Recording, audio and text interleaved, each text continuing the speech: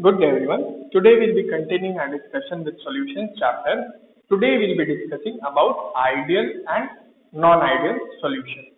So what is the basis to differentiate the solution into ideal and non-ideal solution? It is the fact that whether a solution obeys Raoult's law or not. That means if a solution obeys Raoult's law, it is said to be an ideal solution, and if a solution does not obey Raoult's law, it is said to be a non-ideal solution. So let us start. I'll explain you in detail ideal and non-ideal solution.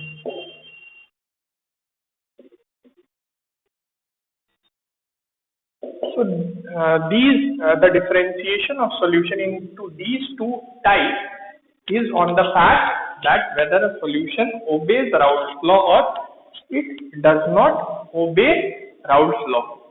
So what do you mean by obey or a solution obeys Raoult's law? So suppose, as you know or as we have seen, Raoult's law is a mathematical expression or a law which is used to calculate vapor pressure of a mixture of volatile liquids. Now, if the solution prepared by mixing volatile liquid has some vapor pressure and you calculate it using the formula given by Raoult's law, so you will get some answer, and actual vapor pressure is also calculated in the lab or laboratory practically. So you get the result which you have obtained using the mathematical formula, that is theoretical observation or theoretical result, and the one which you have obtained in the lab or the practical result. If these two results match, then the solution is said to obey Raoult's law. And if these two results do not match, then the solution does not obey Raoult's law. So that is what is the meaning of obeying Raoult's law. If the result or the vapor pressure calculated practically matches with the vapor pressure calculated using mathematical expression given by Raoult's law, then the Raoult's law is obeyed or the solution obeys Raoult's law. If the two do not match, then the solution does not obey Raoult's law. So basically you can say that obeying Raoult's law is the basic criteria behind dividing solution into ideal and non-ideal solution. Apart from this, there are some more properties related to ideal solution. So let us see some of the properties of ideal solution. Then we will discuss these properties about non-ideal solution also. So first, let us discuss properties of ideal solution. So ideal solution is what? Ideal solution, that means obeys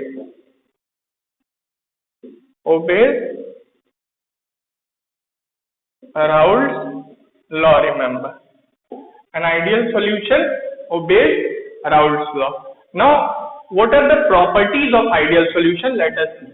The first property of ideal solution, that is delta V mixing should be equal to 0. Now, what is delta V mixing? Means volume change on mixing. Suppose you are preparing solution of two volatile liquids. You take A and B, 100 ml of volatile liquid A and 100 ml of volatile liquid B. Now you mix them. What should be the final volume of the solution? It should be 200 ml. It should be 200 ml.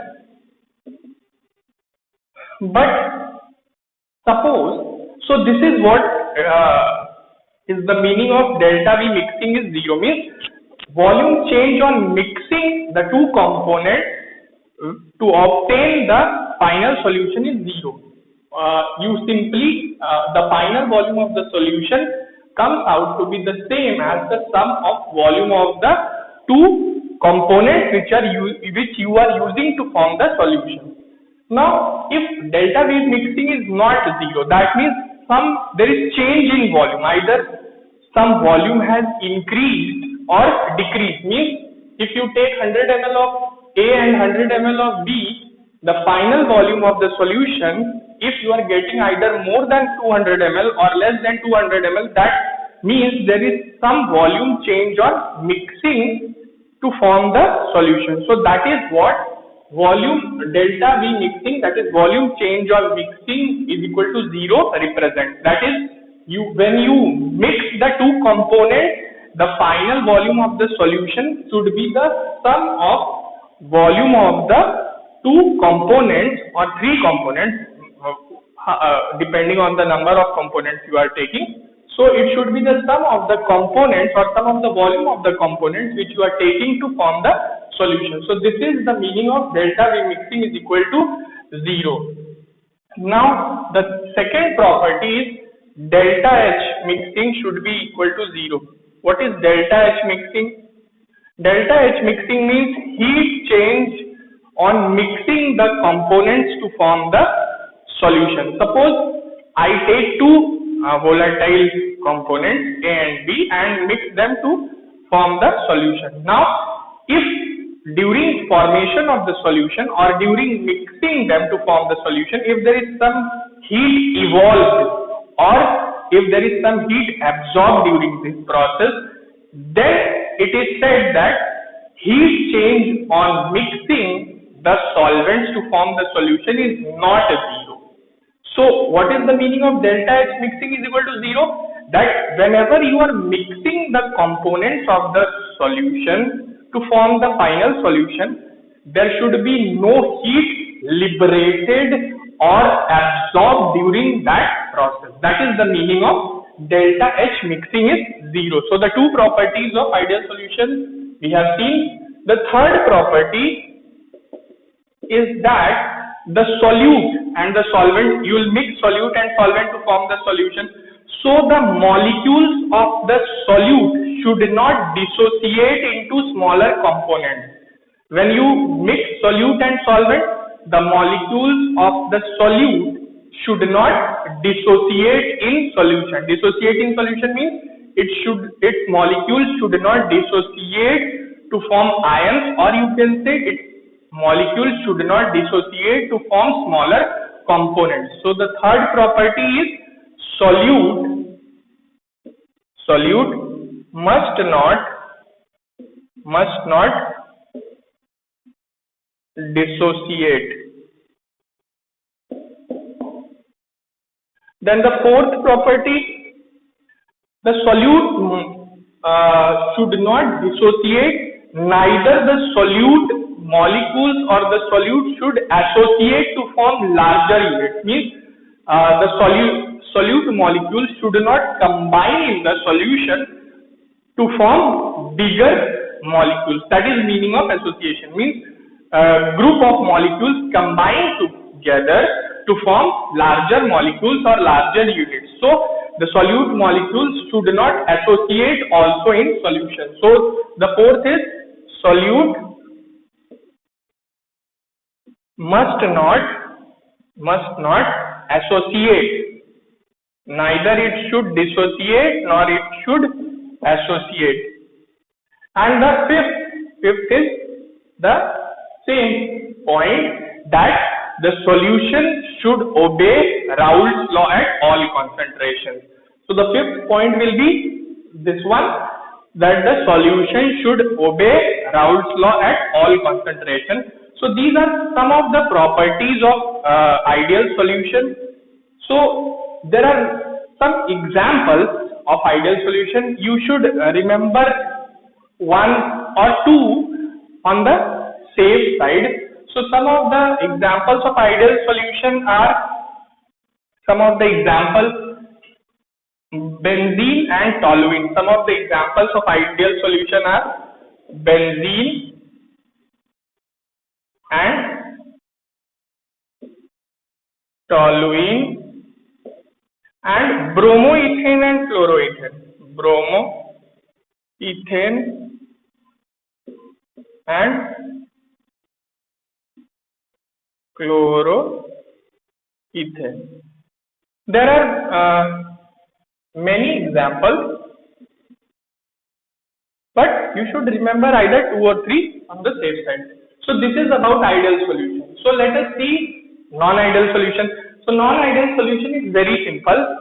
A solution which does not obey Raoult's law is known as non-ideal solution. So what will be the properties of non-ideal solution? All the properties which are shown by ideal solution, or all the properties which I have discussed for ideal solution, these properties will not be shown for non-ideal solution. So their properties will be, or the properties of non-ideal solution will be just opposite to the properties which we have discussed for ideal solution.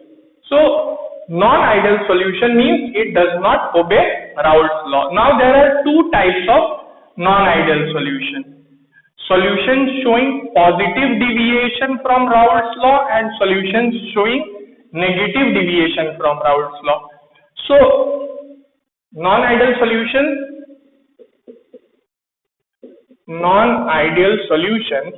are of how many types? 2 types.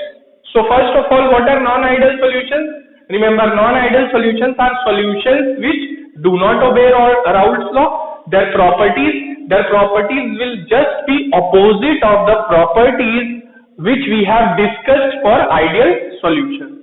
So remember that. Now non-ideal solutions are of 2 types basically. Solutions showing positive deviation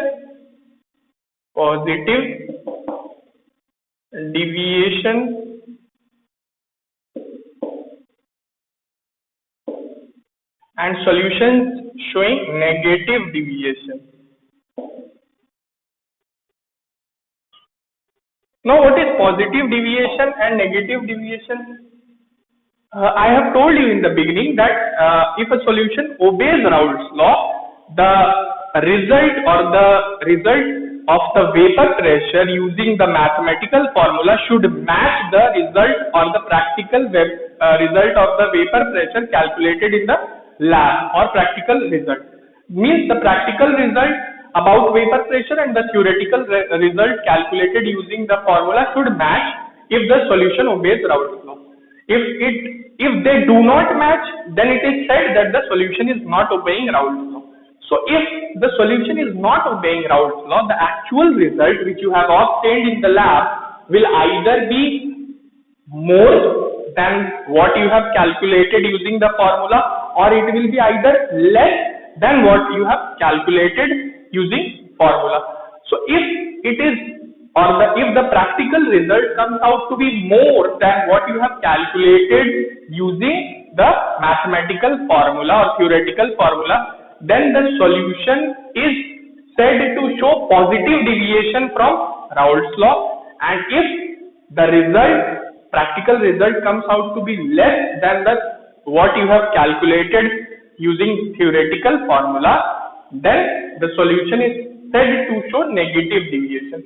So we'll be discussing about non-ideal solution showing positive and negative deviation from Raoult's law in the next class.